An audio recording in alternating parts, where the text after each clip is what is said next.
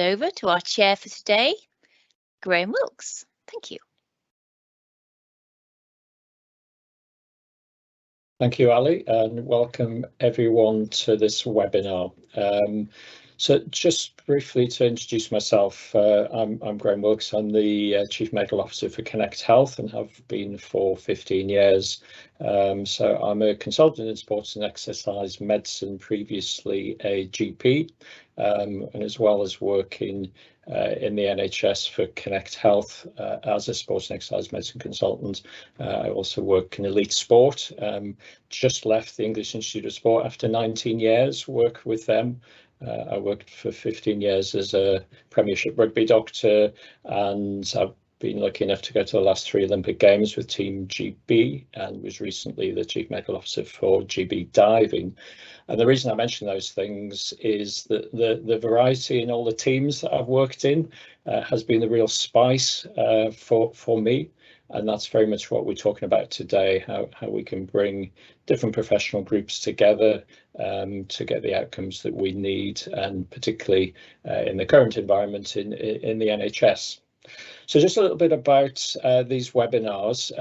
We started these in July 2020 during COVID, and they've proved very successful almost immediately. And so we've sort of continued them with a variety of themes. We've done webinars on health qualities, we did long COVID, did mental health and unwarranted variation, virtual consultations, and a whole host of other things as well.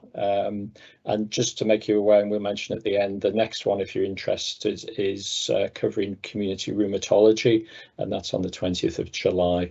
And if you want to catch up on any of the previous webinars, they are on the Connect Health Change webpage with question and answer summaries, and we'll have a link to that towards the end. So today's topic is quality assuring the multidisciplinary MSK workforce, and we've got an impressive lineup of speakers with that variety that I was talking about, and you can find their biographies on the Change webinar webpage as well if you want to learn a little bit more about each of them. So each presenter will speak for approximately 10 minutes. And then we'll take some immediate questions, but at the end, as you can see at 13:20, we'll take a question and answer debate session, which I'll chair. So please enter your questions as we go along, and if we don't pick them up with the individual speakers, we'll try to pick up as many as we can towards the end. So just as an introduction from myself to the topic, and just a few thoughts by myself. I qualified a long time ago in 1984 into a very traditional NHS structure. I can recall this didn't happen on all my junior doctor jobs, but having patients on their bed for the ward round, and we all bowed in effect to the consultant as they entered. All the nurses, the junior doctors stood to attention and were at the whim of this very important person. And it's interesting, going back all those years, I never thought that I could be important enough to be a consultant, but here I am. But things have clearly changed in terms of how we conduct ourselves. And interestingly, now working exclusively in musculoskeletal as a sports and exercise medicine consultant. When I first started around 15 years ago with Connect, we had GPs with special interest, ESPs, extended scope physiotherapists, who are now known as APPs. We had quite a number of senior physios, and that was the staffing of MSK services, perhaps the odd occupational therapist, and by that I mean an occasional one as opposed to an odd one. What's clear at the moment is we're short of clinicians across the board in healthcare, and specifically in the NHS, and that's what we're going to talk a little bit about today. But it's interesting, despite that, I still sense a resistance to change, and this is a change webinar, and that's why we started them off, to look at how we can move forward. And just personal experience, and I guess you've all attended your GP practice and may have seen a practice nurse. When I was GP partner, I can remember a very heated discussion about the whole concept of having nurses working in primary care seeing patients other than the ones that the doctors sent to them. And clearly that's changed now as one of the early moves to multidisciplinary teams. And there's still a sense of resistance sometimes that I find of hospital consultants to release MSK work to the community and to a multidisciplinary team that might not include hospital consultants. I mean, I've seen physiotherapists quite rightly over the years extending their roles, across into my space, and even in now with first contact practitioners into that bastion of primary care that I've just mentioned. But those physiotherapists not always seeing the need or being welcoming of releasing some of their traditional roles to others, but that is changing. And just to mention about elite sport, I mean, in elite sport, working with some of the top performers in the country, very much being used to a multidisciplinary team. So physiotherapists quite often handing over the rehab to a strength and conditioning coach towards the final stages of their rehab. And many years ago, in professional rugby, we used chiropractors and osteopaths alongside our physios, sometimes where the physios couldn't or wouldn't go, and were a welcome part of the team. But sometimes the NHS still digs its feet in. So just at Connect, we've been trying to push forward and expand our horizons to that multidisciplinary team, and we've sort of got a saying, which it's not about the professional group you're from, but your training, your competencies, your adherence to evidence-based guidelines where available, and that clinical supervision, audit and appraisal are all key parts. And so it doesn't matter where you come from, if you're ticking those boxes, you'll be doing a good job for patients, and you should be welcome. So we're going to explore the challenges of staffing the NHS MSK pathway, trying to find out from different angles and different professional groups how we can ensure that it's safe, fully governed, and we'll be able to say to all our patients and their families that they're in good hands, whoever is in front of them. And hopefully that's where we'll get to at the end of this session. So I'm going to introduce the first speaker, and it gives me great pleasure to introduce Dr. Giles Hazen. I've worked a lot with Giles over recent years around developing pathways. He's a GP with extended role in MSK medicine and very experienced at that. Works at the Sussex Partnership Foundation Trust. He's a BASM Education Committee member, an RCGP representative for musculoskeletal.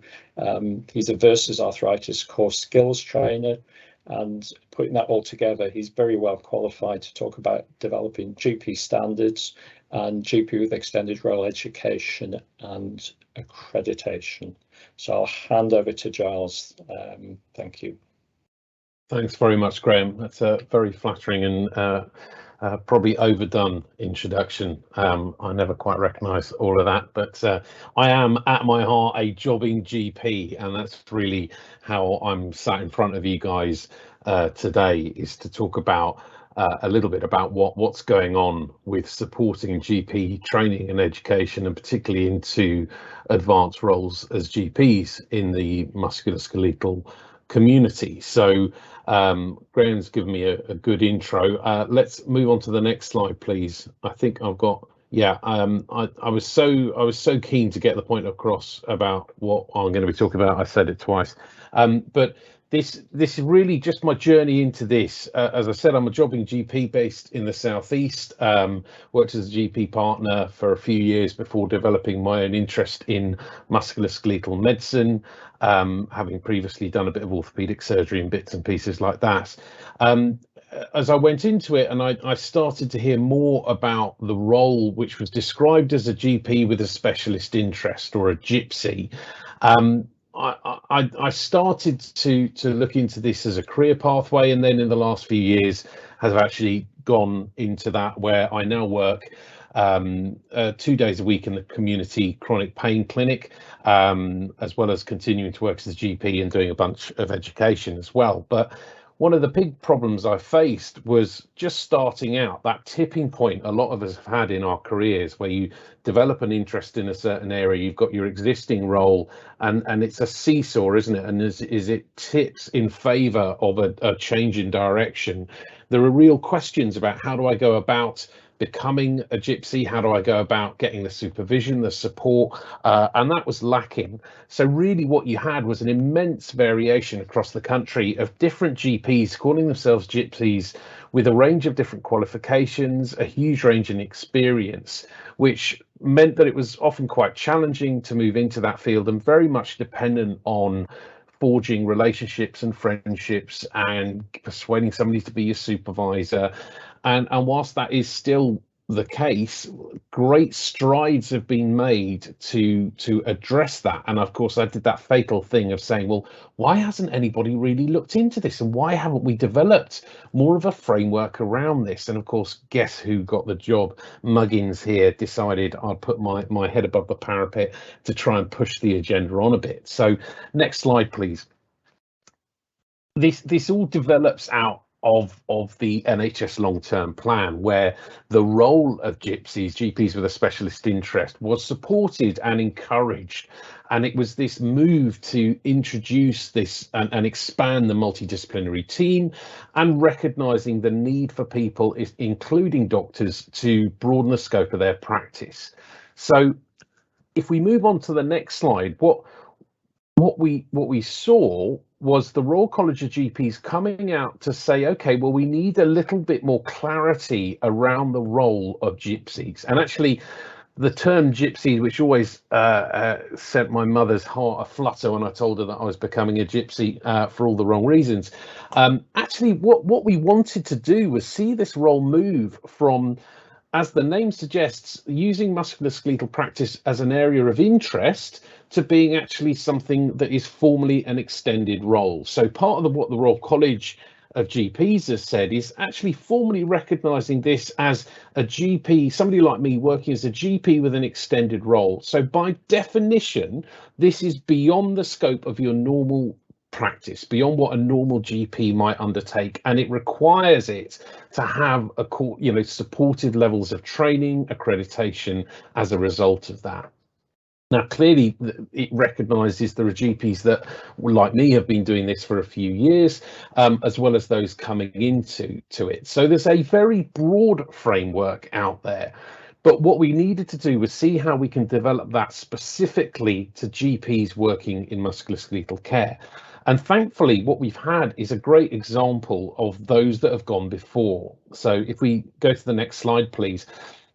The Royal College of GPs ran a pilot with the group that was a specialist interest group in dermatology, a very well-populated group of GPs already working in extended roles in dermatology clinics in primary care and secondary care, often doing things like minor ops as part of that.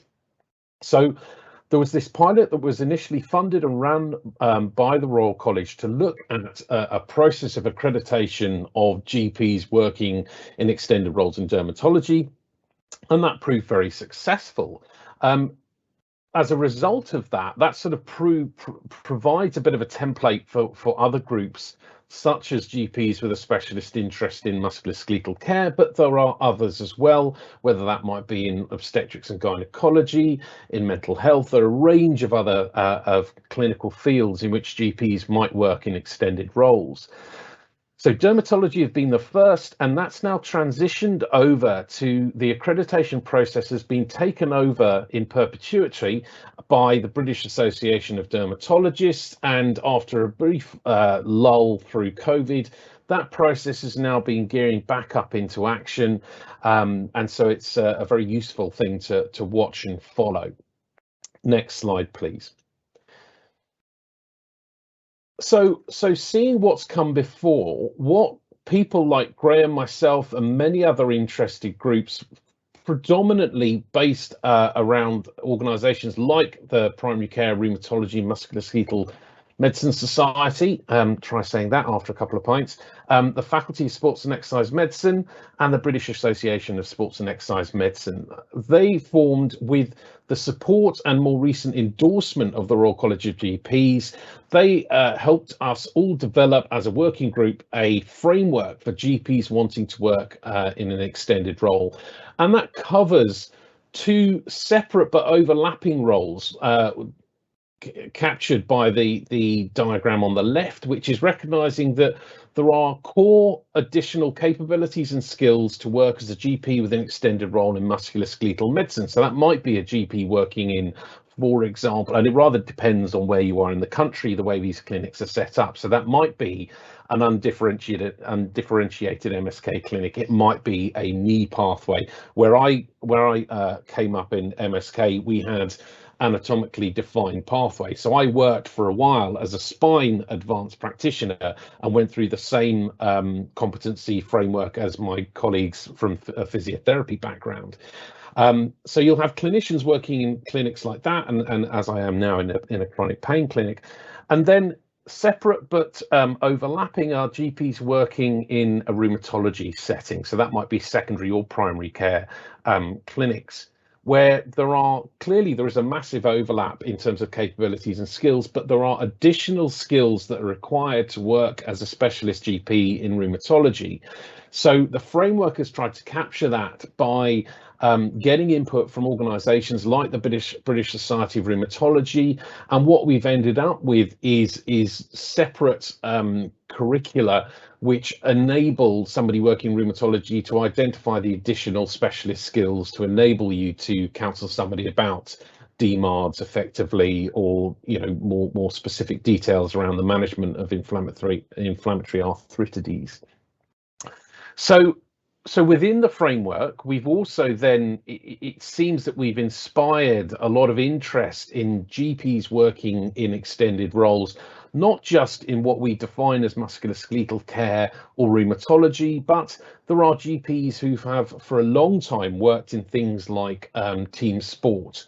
So we've needed to recognise that, and the faculty are looking about how they can support and develop GPs working in that arena, and that's likely to come at a later date. So if we move on to the next slide, what you'll see is this captured in recognizing that you've got a clinician working through their training, working through a general practice rota, gaining their certificate of completion of training, their CCT, that second orange box. And it's after that we would anticipate a period of time which is not really strictly specified, but likely to take months, upwards of a year to 18 months, to gain the supervised practice, amass a portfolio of evidence, including a range of workplace-based assessments, as well as a supervisor report that would be submitted. And this is a process that is going to be run by the Faculty of Sports and Exercise Medicine,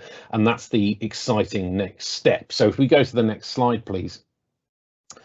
The evidence as described will take up a range of different elements which are informed by and overlap the evidence base and pathway that the advanced practitioners are running at the moment. And as mentioned, the British Society of Rheumatology has been involved in contributing and defining the curriculum for rheumatologists. So where does that take us to? If we move on to the next slide, we've spent quite a bit of time developing that framework and getting all the right people involved. The Faculty of Sports and Exercise Medicine has agreed to set the standards and support the development of this accreditation process. We have defined a curriculum, and that is supported by the diploma that the faculty run already, which is done jointly with the PCRMM, which is the Diploma in Musculoskeletal Medicine. So we've got a suitable defined postgraduate qualification. Of course, there are many others out there. That is not alone, and there are many which are very suitable. And the faculty is creating a home for clinicians working in extended roles. And I broaden that definition out because that is not a home unique to doctors. And I think we have to recognise that there is a rich future working as a multidisciplinary organisation, and it's no secret that the faculty is looking to develop into the Royal College of Musculoskeletal and Sports and Exercise Medicine. Forgive me, the terminology will likely change. So we are at a really interesting time where there is this developing set of standards, formal routes for accreditation for GPs, for advanced practitioners, for first contact practitioners, and as we're going to hear, I'm sure, about other colleagues like osteopaths and others. I come from an environment where I've worked alongside physios for many years, as well as a couple of very notable osteopaths that I worked with who were formative in my own career, and one of whom acted as a mentor for me in my early stages. So there is a rich and bold future, I think, out there for the MDT. I think the Faculty of Sports and Exercise Medicine is going to play a pivotal part in that. And I think the new diploma and diplomate membership of the faculty is going to provide a useful home, which is going to be an interdisciplinary home, which I'm excited to be involved in and looking forward to developing and rolling out in the near future. So there is more to come, and I look forward to hearing from my colleagues as well. Thank you.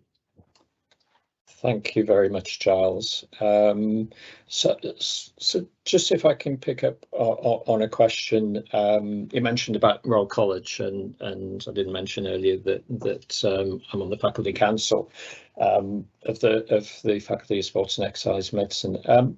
Just thinking about Royal College and the multi-professional nature of today's webinar, what do you think the future does hold in terms of pulling different clinicians together and working and learning together? How's that going to work in your view?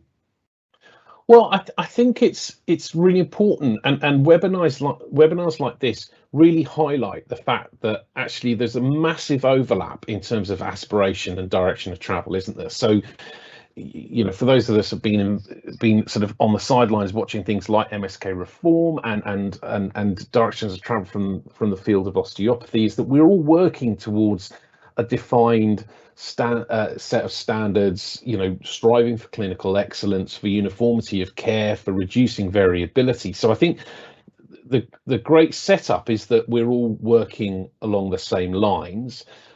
And I think we are beginning to see the seeds of interdisciplinary working, and I think there are lots of facilitators for that. So education and learning is a very powerful one, isn't it? When you look at the seeds of what makes a really good interdisciplinary team, learning together is a really good tool. So I feel that there are organisations like Connect that are championing this. There are many others, PCRMM amongst them, that are starting to see us work together. And the more these pathways align and converge, the likelihood is that we're going to see more organisations combining and working together. And without losing their defined roles and identity. So it's about building relationships, really.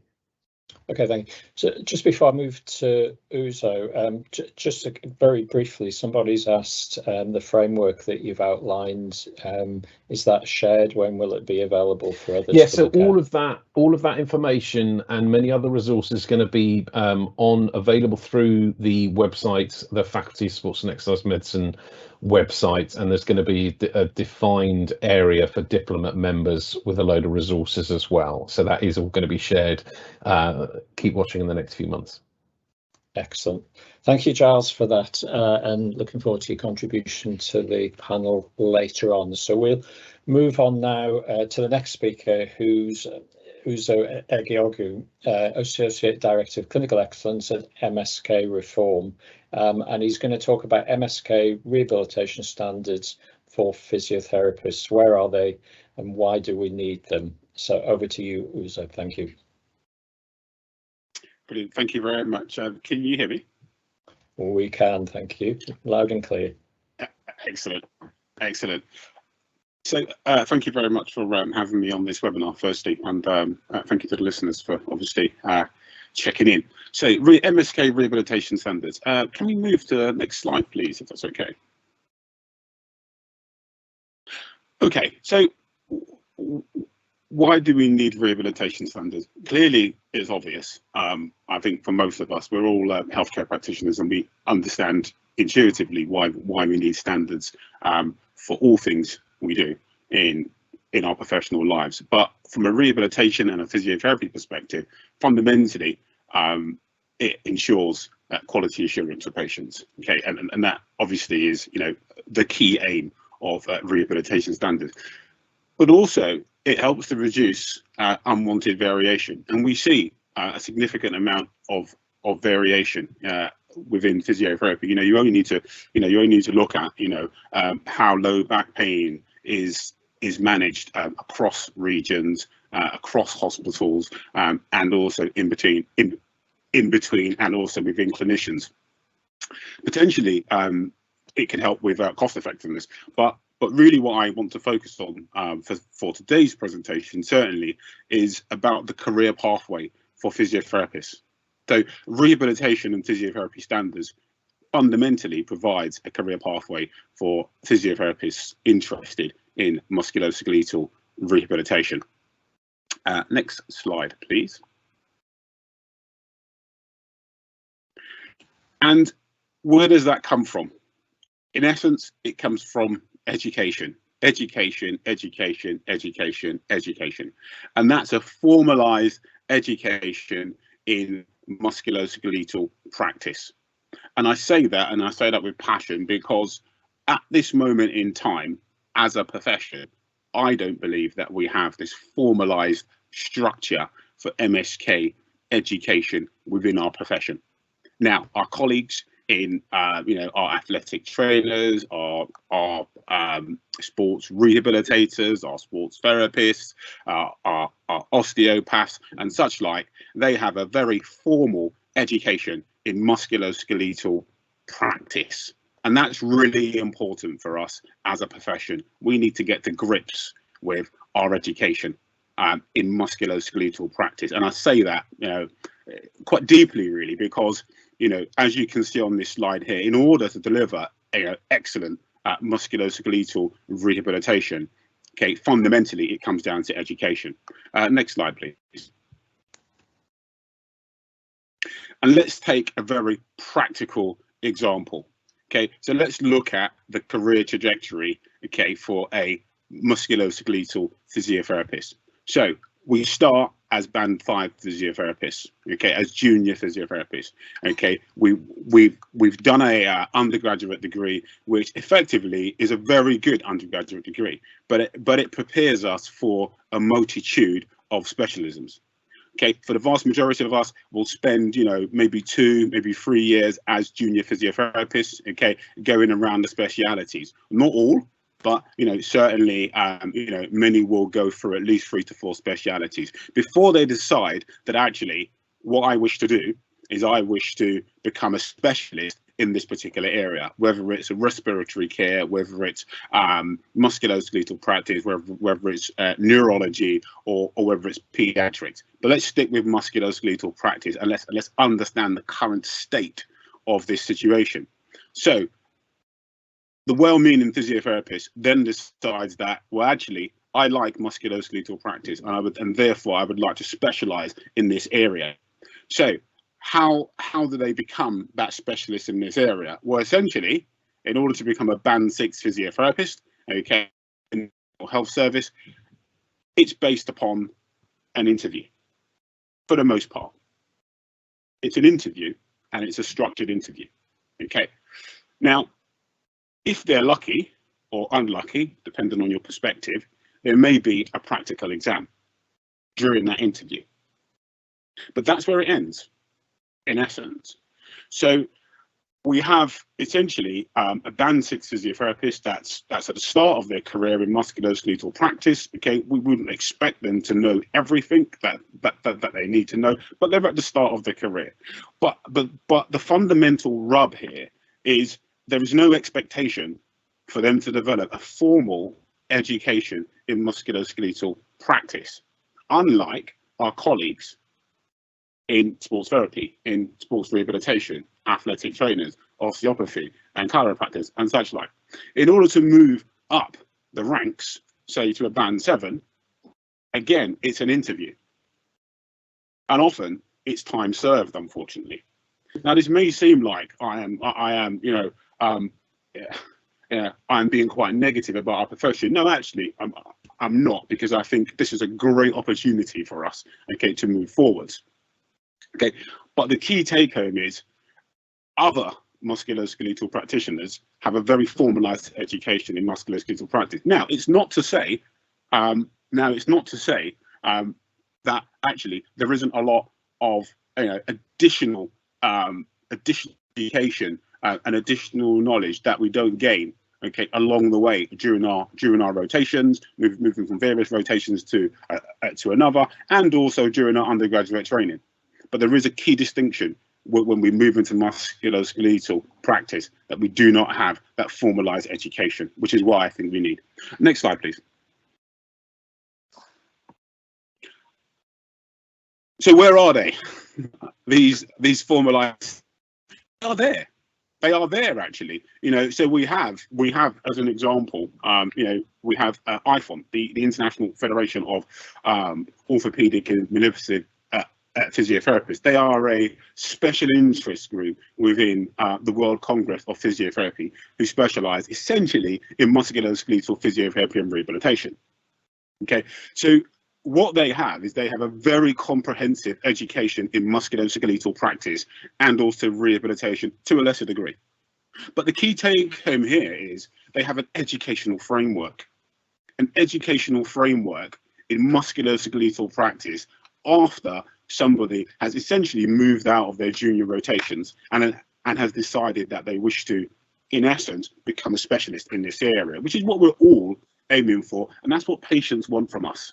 They want us all to be specialists in our particular area, and that provides something which is auditable, firstly, and also it's a starting point for consistency and reducing variation, and also it's a starting point for excellence. We all want excellence. No one joins a profession to be mediocre. We all want excellence. Okay, so this standard is there. Next slide, please. But it's not new. This is not something which is new. Educational standards in orthopedic physiotherapy have been around since 1974. In fact, it was in 1974 that a group of musculoskeletal physiotherapists effectively decided that they wanted to stop being medical cheerleaders. Okay, and they decided that they wanted to start making decisions themselves, and they didn't want to be technicians in musculoskeletal practice. Yeah, and this is where these educational standards came from, in clinical reasoning, analytical assessment, reasoned interventions. This is not new. However, unfortunately, we're in a situation where actually we don't have this standardized approach in musculoskeletal practice, okay, across the board. Next slide, please. So how do we get there? Yeah, the positive side of this is how do we get there? Well, we need a clear educational pathway in MSK and rehabilitation. It needs to be linked across the board from undergraduate education all the way through to postgraduate education. And most fundamentally, it has to be linked to banding and career progression. Because if we don't link it to banding and career progression, then all we're going to see is we will see the better paid and the better banded parts of physiotherapy, such as first contact practitioners, such as APPs in diagnostics, and I emphasize in diagnostics, because we have advanced practitioners in rehabilitation and physiotherapy. Okay, however, they are few and far between, but we have an abundance of advanced practitioners in diagnostics, so working in clinics, working in consulting clinics and such like. So it has to be linked to career progression.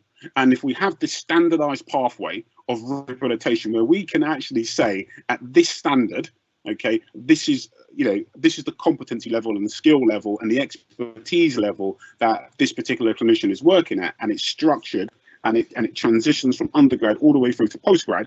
Okay, at that point, then we can start to show the impact of what we do, okay, as a profession, and then we can build into that career progression. And I guess as well, fundamentally, these educational pathways, they shouldn't just be based in higher education routes, because there's an abundance of clinicians, okay, within the country, okay, who are working at this very high level, but they've got it through time served and also via work-based, portfolio-based routes. So we need to be able to recognise both. But again, once we have a standard, then we can audit it.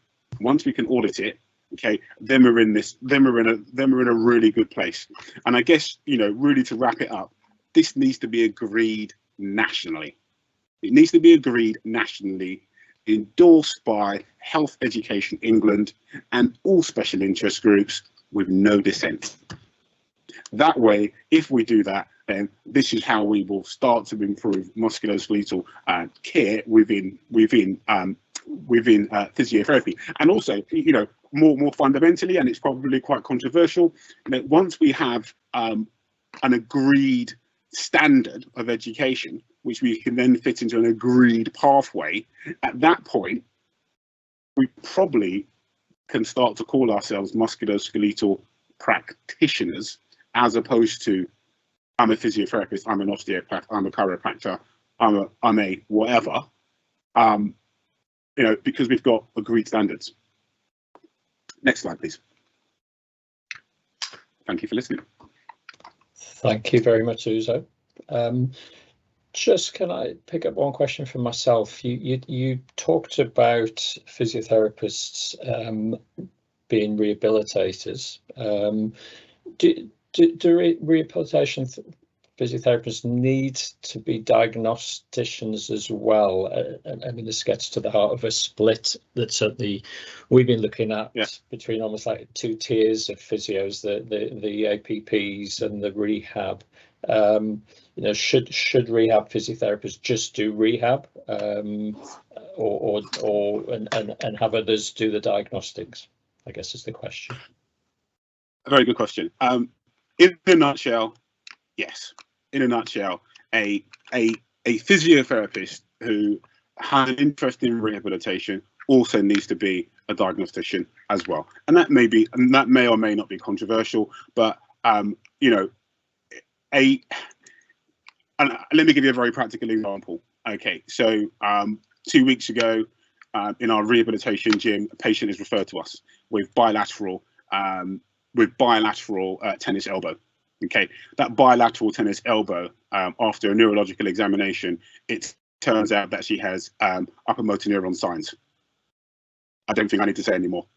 Yeah, you know, now of course we're not there to decide, okay, why she has them, but we should be able to screen for appropriate referral. Equally so as well, you know, patients will be referred to physiotherapists for musculoskeletal rehabilitation, and they're walking off the street. In my mind, it's unsafe to not to be able to, not to be able to be a diagnostician from a, to be able to essentially do a comprehensive orthopedic evaluation. Now, beyond that orthopedic evaluation, there are other skills around the evaluation of performance, muscle performance and functional performance that they also need as well. But I don't think it's appropriate for us not to be diagnosticians in the orthopedic, in the musculoskeletal orthopedic realm. Thank you, and just maybe ask everyone to hold on to that question and those comments from Uzo when we think about some of the other professional groups as well. But I'm going to move on rapidly to Ollie Coburn, who's operations manager, the registrar with BASRAT. For those who aren't aware, is the British Association of Sports Rehabilitators and Trainers, and he's going to talk about our journey to quality assurance. So over to you, Ollie. Thank you. Thanks, Graham. I hope everyone can hear me okay. Thank you for the introduction and thanks for the opportunity to speak. I'm a very passionate advocate for my profession, sport rehabilitation. Anybody who's heard me speak on this and similar topics before will know that. Welcome, by the way, from a hotel room in sunny Winnipeg, Canada. I'm here for the World Federation of Athletic Training and Therapy, doing some of our work on international quality assurance and standards, which will become very relevant later on. I think Uzo set me up perfectly, really, ahead of my talk and what I'm going to cover. So if I could have my first slide, please, we'll get stuck in. So for those of you in the room who may not be familiar, and I certainly wouldn't blame you for that being the case, a sport rehabilitator is a graduate registered healthcare practitioner that can work independently in MSK. They work across a variety of clinical environments, and you may be surprised or a little bit thrown to hear that we're actually majority outside of sport at the moment. So increasingly more common to find them working in MSK clinician or MSK practitioner type roles, I think, as a response to the workforce challenges, but also recognition that where the right competencies and governance processes are in place, people can work in MSK clinician roles regardless of their professional background. And Connect have really been a leader and an innovator in that regard, in the work that they've done around that and the development of these clinicians. I want to touch on the word registered, because it's always a little bit of a contentious point, I think, perhaps when I speak to NHS folk. I'm very aware that in many parts of the NHS, you differentiate the registered and the non-registered workforce between those who are statutory regulated and those who aren't. I think that's particularly unhelpful given the contemporary regulatory landscape, where we also have Professional Standards Authority accredited registers, and there's many clinicians from various backgrounds and disciplines working within the NHS that are on PSA accredited registers that certainly are regulated in their practice, albeit not by statute. Of course, it works in the same way because you wouldn't employ somebody without checking their registration anyway. And all accredited registers have publicly searchable registers, education standards, fitness to practice, etc. There is a practical example of where that works, which is the MOD. Registrants are employed in huge numbers as rehab professionals, where BASRAT registration is a requirement as a civilian for working in one of those roles. Could I have my next slide, please? So I thought, before I get into the real meat of our quality assurance work and the thing that has really been our long-term project, I would set the scene by talking you through what the journey to BASRAT registration looks like. And the first part of that journey is accredited education. So we have 21 undergraduate and postgraduate pre-registration degrees around the country. Those degrees teach our educational framework, which is continually reviewed each year to ensure it remains contemporary. And the standards also include how the modules are assessed, the quality of the placement provision, there's an attendance requirement, and also the level and quality of the clinical educators. So there are a variety of standards around the curriculum, not just the educational content itself. Now, it's the graduates of these accredited degree programmes that are eligible to apply for registration with BASRAT.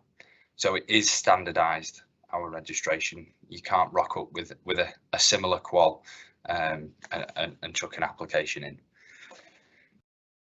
As part of that education as well, which is all focused on MSK, by the way, to kind of link back there to Uzo, we are 3 years full degree, all MSK, including some of the more advanced rehab stuff. The students will complete 400 supervised hours of clinical practice. Now, I know that, you know, we hear all the 1,000 hours thing thrown about all the time, but I think it's important to remember that 400 hours for a sport rehabilitation student is 400 hours of MSK at that point of graduation, because they're not doing placements in other areas, though they will have an awareness of cardio-resp, neurology, community care, rehab, special pops, all of that stuff. So what else is included? They've got the degree, we've got that out of the way. They also need a fitness to practice sign off, which I think is pretty routine for most registers and regulators that would that would be doing their job appropriately. So that their fitness to practice sign off from a competency perspective and a knowledge perspective is done by the programme lead, but it also takes into account their adherence to the behavioural standards and ethical conduct during their time as a student. They also then have to complete a similar declaration to the one that the HCPC have at the point of registration, with cautions, criminal convictions, etc.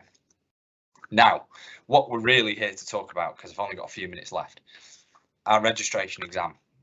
So if I could have the next slide, please. This has been our biggest piece of work and the biggest development in our profession in quite a long time. And as far as we're aware, we're the only MSK professional register or regulator that has this kind of additional quality assurance layer post degree. So our registration exam is brought together and run by BASRAT. It is independent of academic institutions and it is independent of the degree awarding process. So it doesn't contribute to degree marks. It doesn't stop anybody from obtaining their qualification award. It is simply pass the exam, get your BASRAT registration. Don't pass the exam, don't get your BASRAT registration until you've had additional support and you've had the chance to resit.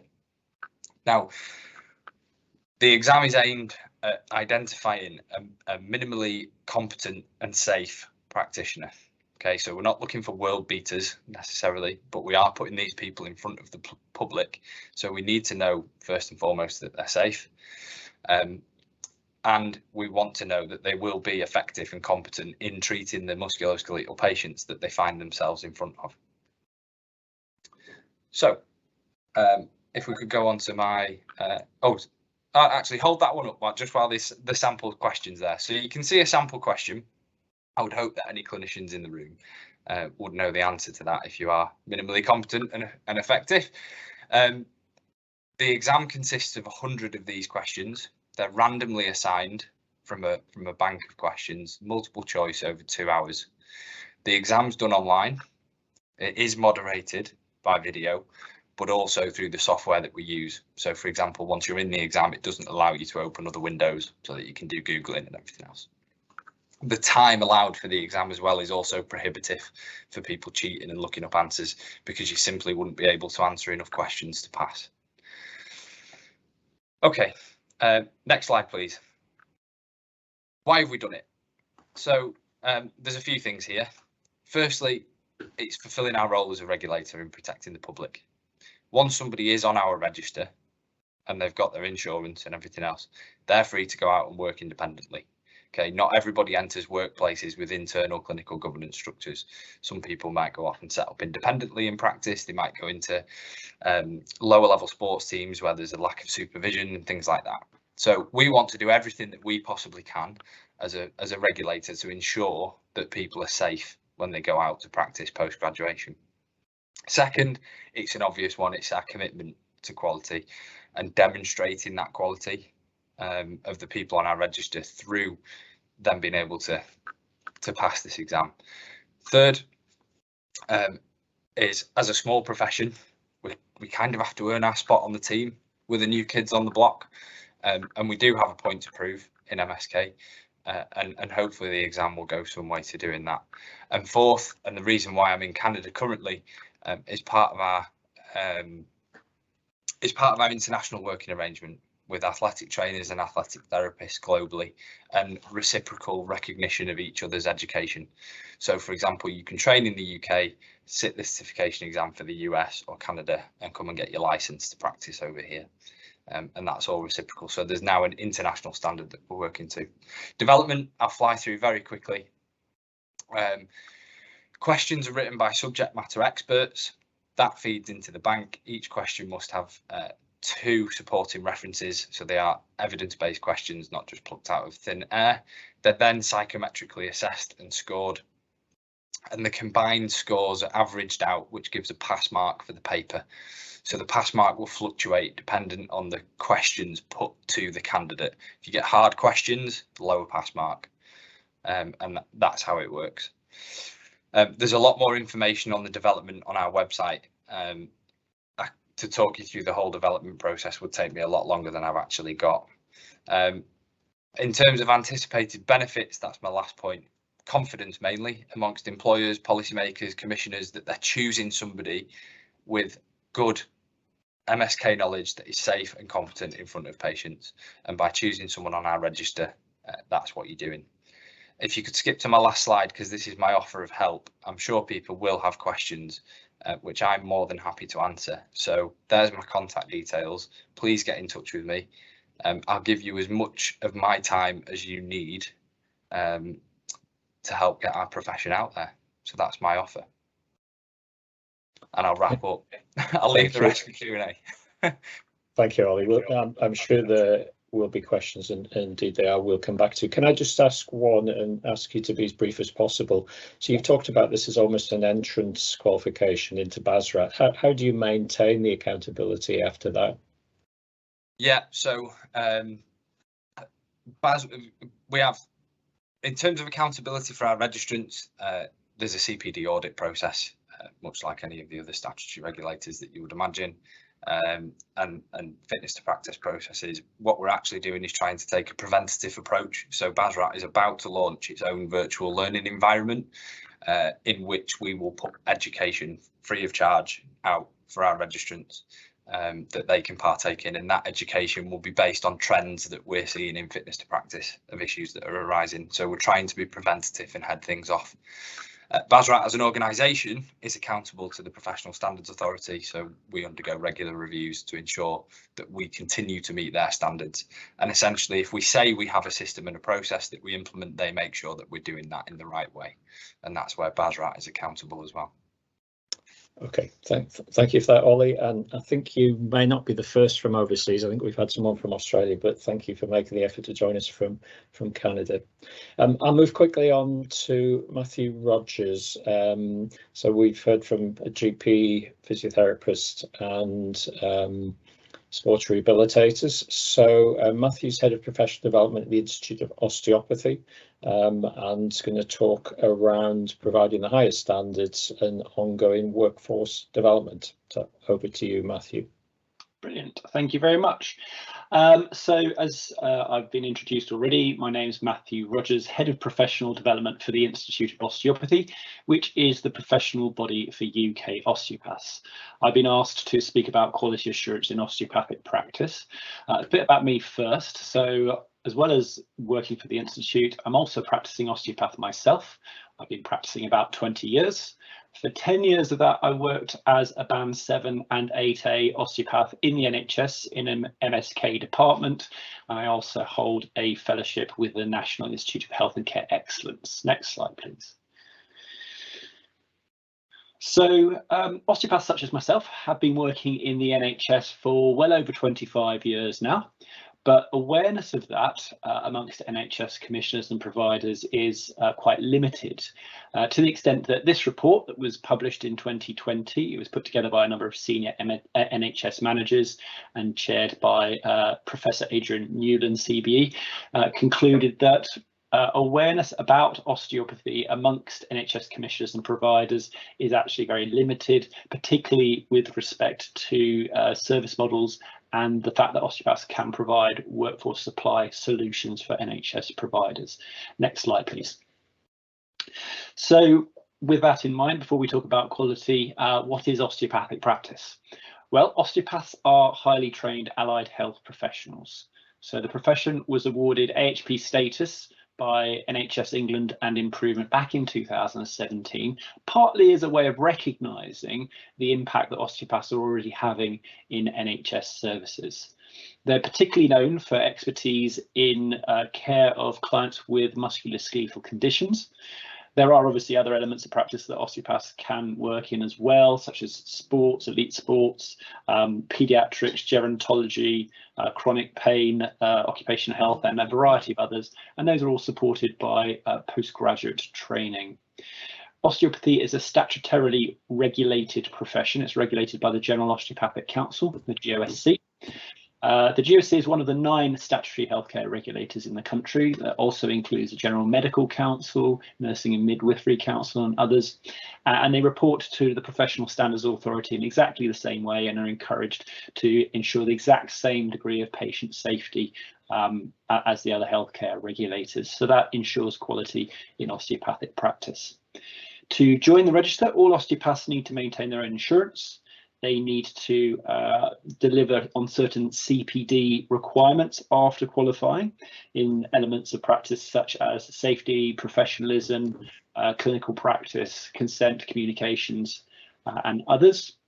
And they obviously need to be trained to degree level. So typically the degree is a 4 to 5 year, either a BSc or a master's degree program, and includes all the elements of practice you'd expect from any modern healthcare professional, such as anatomy, physiology, pathology, psychology, pharmacology, and others. All osteopathic students are expected to perform over 1,000 hours of clinical placements during their course and manage their own list of MSK patients for 2.5 years of the programme under supervision. So by the time they're qualified, they are competent and confident to do that. Next slide, please. What do osteopaths do? Well, it varies depending on the needs of the patient. The osteopath provides a patient-centred package of care that focuses on the individual needs of the patient. So it may vary depending on what the patient needs, but usually a consultation will include some of the following: manual therapy where indicated, rehabilitation exercises, general health advice, and promotion and screening in line with making every contact count. Next slide, please. So quality, as you all know, in healthcare is defined in law as having 3 main elements: safety, clinical effectiveness, patient experience. So we need to concentrate on that when we're looking at quality in osteopathic care. You'll also all be aware of the national strategies regarding this. So the AHP's Into Action strategy suggested that all AHPs should be able to improve, evaluate, and evidence the impact of their contribution to healthcare. So let's take a look at quality in osteopathic healthcare and how the Institute of Osteopathy is measuring that. So if we look at the first study here, looking at patient experience, that looked at a number of standardised and validated patient-reported experience measures that were developed as part of a PhD study and included over 3,000 completed data sets. And that found that over 90% of osteopathic patients were satisfied or very satisfied with the care they received, and confidence in their practitioner was very high. If we look at effectiveness, clinical effectiveness, again based on standardised, validated, patient-reported outcome measures, we can see that over 80% of osteopathic patients reported that they had some improvement within 1 week of osteopathic care, and over 90% of osteopathic patients reported some improvement within 6 weeks. So it seems to work in those contexts. There are also a lot of other studies that demonstrate that the techniques that osteopaths use are effective for reducing pain and disability whilst improving function, range of movement, particularly in MSK conditions such as back pain, neck pain, shoulders function, survivogenic headaches, and pregnancy-related back and pelvic pain, amongst others. All of those research reports are published in this report, the Quality in Osteopathic Practice report, which was published in March 2021 and is freely accessible from the report section of the Institute of Osteopathy website.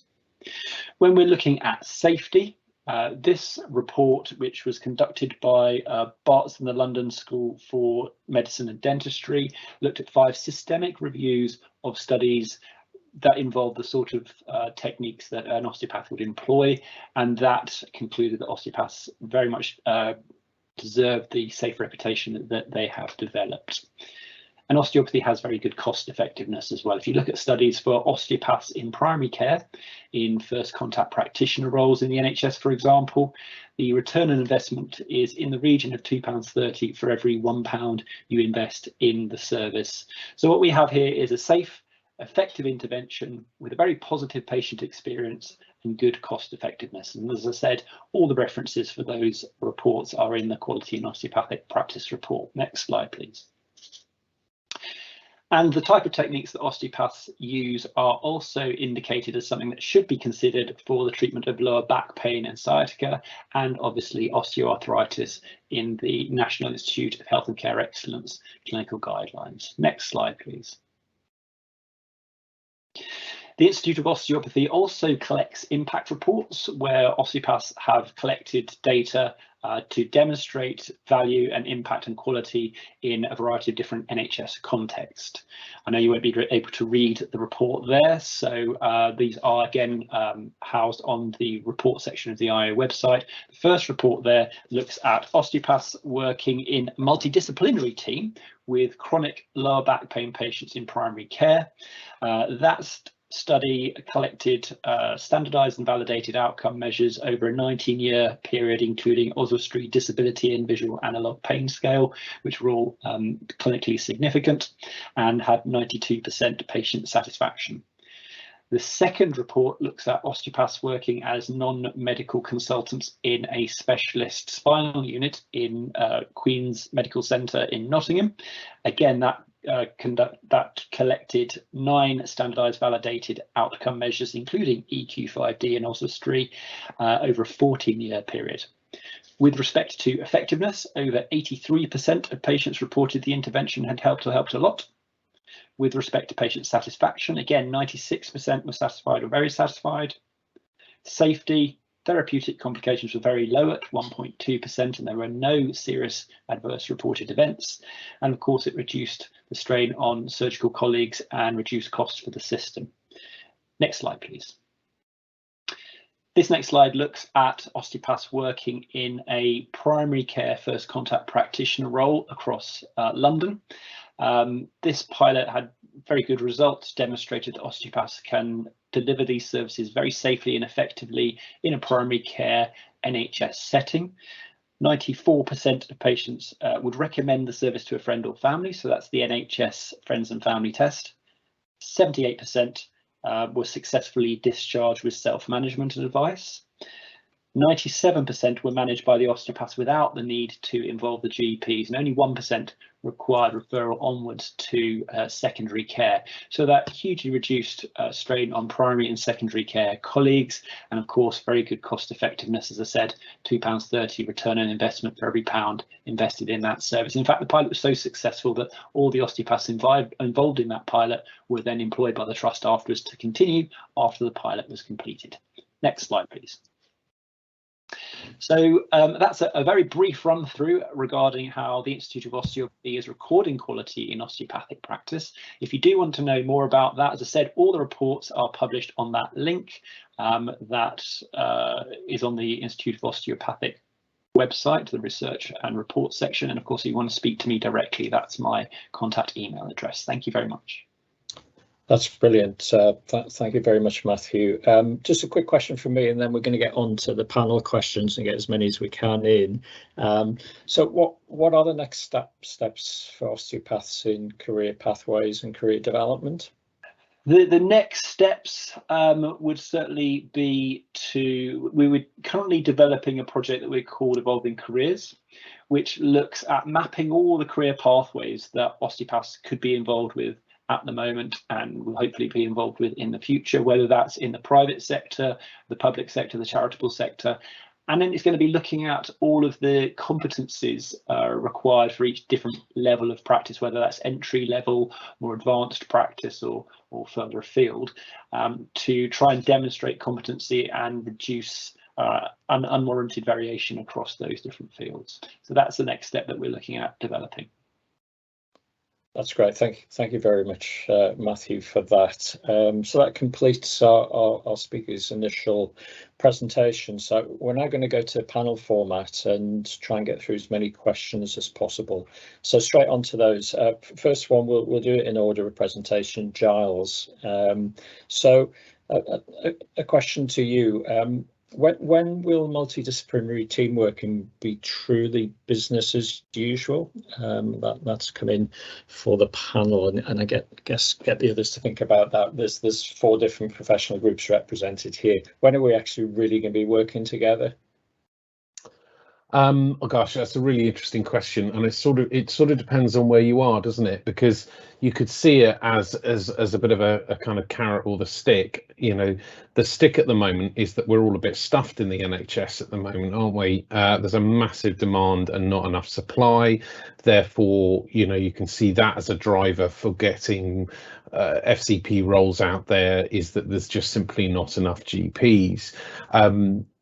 Whilst that's a reality, I think it's a rather cynical way to look at this, because I think the flip side of that is coming back to sort of Uzo's point about being driven by clinical excellence and, you know, a model of care which, as we've just seen from the other speakers, is exemplified by the best clinical outcomes. So, you know, I think an MDT approach, which is rightly driven by outcome measures, and that's strongly represented by patient-reported outcome measures, not just clinical outcomes.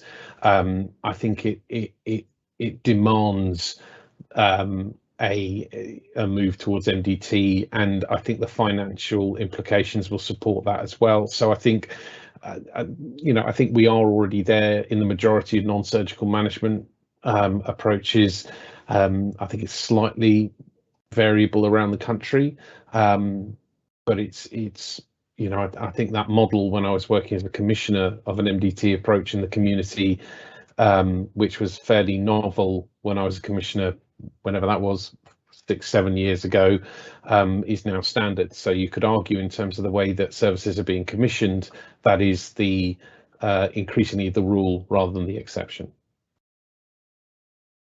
I'm going to come back to you, so in a minute. Can I just ask the same question, and apologies, because I'd really like to get to the osteopaths and the should have put that off. Get to the others. So Ollie first. What MDT? How are we going to get this together? How are we going to get your guys on the team in more numbers? Yeah, I think it's happening in a lot of places already. As you well know, Connect, because you've been one of the innovators in doing it. And I think we see a lot of good MDT working in sport. I think we see great MDT working in the MOD. When will we see it blanket across sectors and organisations? I think it requires quite a lot of bravery and quite a lot of innovation to actually do this. And it's probably underpinned by lots of things that we've already talked about. You know, an agreed standard, an agreed competency framework for different levels, etc. So it does require development, but if there is a time to do it, the time is now. People just need to be bold in their thinking in order to take that on. And follow the lead of other organisations that have done it as well. You know, look, Connect model is a perfect example. Yeah. So Matthew, from ideas. From an osteopath point of view, how are we going to get more osteos in these teams? Yeah, I think it's the same thing that's been said already. I think raising awareness of this as a possibility, having the sports therapists, the osteopaths, chiropractors, physios, all working together and measuring the impact and the benefit of them working together, I think it's very useful. Pilot studies to demonstrate that it can happen and work very effectively. The Institute, from our point of view, provides consultancy advice for any trust that's looking to encourage the uptake of osteopaths to support workforce supply in order to support that work as well. So I think it is definitely happening. When I was employed in the NHS 15 years ago, there was one advert for an osteopath every 2 years. There's now 30 or 40 new roles for osteopaths in the NHS advertised each month. So I think that's a sign that things are greatly improving. But it's the work of in organisations such as Connect Health, who are really grasping national strategies like the NHS long-term plan and making them reality with their MSK specialist role, rather than the role being related to a professional background, that's going to make the difference. So thank you very much to Connect Health for this sort of work. Well, thank you for that comment. Well, these aren't intended as marketing, but we'll take that. Uzo, can I ask you, it's a slightly different question. It's come from Dave Massey. What is being done or can be done to influence employers to ensure more roles at senior level are created? And I guess that's for physiotherapists, but it could apply to any of the professional groups. How can we get people at senior roles from MDT groups, physios, etc.? And that's for Uzo. I think you're on mute, Uzo.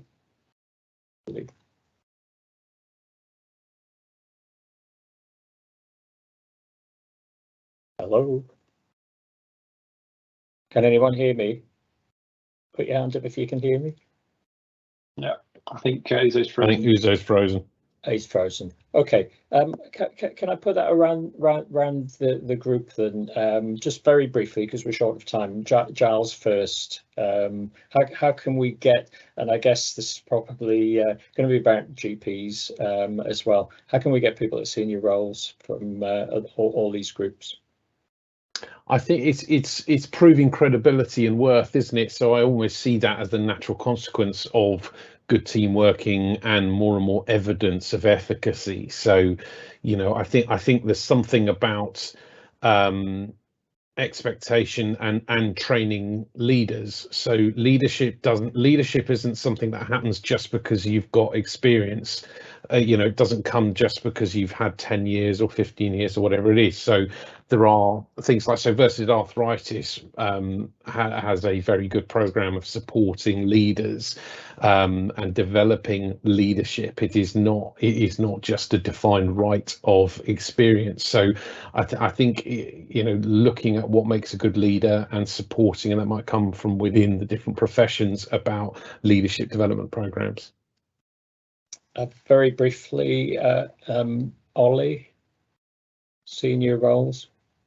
Yeah, it's tricky from our perspective, I think. How do we push people there? Because in some respect there is a ceiling for sports rehab with not having the wider education. So a question we always get is, how do we push people into advanced practice roles or FCP roles? And it is kind of hard. I think our position as a profession organisation, if you like, is the out and out MSK stuff that, you know, Uzo's alluding to a lot. You know, that's where we fit. That's where our role is. But I guess what that does is frees everyone else up to, you know, in terms of capacity within that workforce pathway, to move people through. Yeah, just in 2 words, Ollie, just a quick question before I go to Matthew. Can anyone, this is from Miriam, who graduated a while back, do the BASRAT exam? They are more than welcome to come and have a go at it as part of our data collection and pilot testing for new questions. They wouldn't be sitting it for any purpose in particular at this point in time, because that's not what it's used for. But yeah, we run pilots for newly written questions to check that they're working as they should. So okay, Matthew, 15 seconds. Leadership, osteopaths. Yeah, I think if you're looking to get osteopaths into senior leadership roles, I think there's 2 elements of it. Having ambassadors in the roles to demonstrate to osteopaths that they should consider applying for these roles and that they will be accepted for interview for this sort of thing. And then raising awareness amongst providers and commissioners that they should be considering including osteopaths in these application processes. Some of the application processes and adverts exclude osteopaths because they don't mention that they're looking for a general osteopathic council registered clinician. They talk about the other registers but not the osteopathic registers, so being cautious of the language so it doesn't exclude the opportunity for osteopaths. Yeah, okay. And Uzo, sorry you missed that because you disappeared. Just very briefly, last question. So Dave Massey asked about getting more practitioners, and in your case physios, into senior roles. How do we do that? Sure, yeah. Yeah, difficult question. Very briefly. Yeah, sure. I mean, fundamentally, it all comes down to leadership. We need more ambassadors, and also we need greater awareness. And in regards to awareness, what we actually need to do is we need to demonstrate impact as musculoskeletal physiotherapists in rehabilitation, and that means that fundamentally we need to write stuff, and also we need to shout loud and tell people about stuff. So that's small projects, that's pilot studies, that's case studies, that's service evaluations. It's basically getting in front of people who make decisions, whether that's consultants, commissioners, managers, and such like. We just need to be vocal, and we need to keep being vocal. Okay, thank you very much. So I'll draw that to a close now, just a couple of things at the end. First of all, thank you to everyone who's contributed for your questions, and particularly to all the speakers. Can I remind everyone to fill in the feedback survey? It takes about 2 minutes to do. It helps us to improve future events and understand what topics you would like to have on there, so please fill in the survey. Thank you very much for joining us. We hope you can join another webinar in the future. You'll see, as I said before, that the next one is on community rheumatology services, and then we're going to talk related to this around workforce capacity in the future, look at the supply and demand for that. I think it's been an interesting session. It's great to have 4 different representatives of different professional groups, and I think certainly what I'm taking from this is that there is a drive, a passion and a need to move forward and have that absolute multidisciplinary team, get us all working together, because never has the need been greater. So thank you everyone. I'll call the session to a close and hope you have a good rest of your day. And Ollie, you probably need to go to bed at some point to get on the time over there. Thank you everyone. Have a good day, and goodbye. Thank you. Bye.